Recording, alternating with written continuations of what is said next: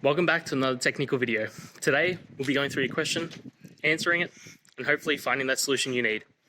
Guys, remember to stay just a little bit crazy, just like me, and work through to that resolution. Now, let's get started.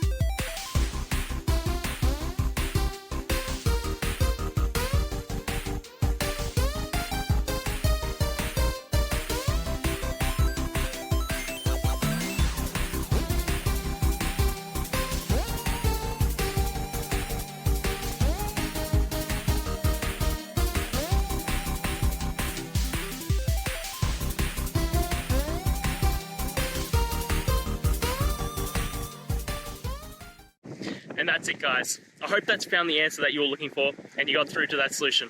If you did, please hit the subscribe button. I'd really appreciate it. And until the next time you have a technical issue, I'll see ya. Have a good one.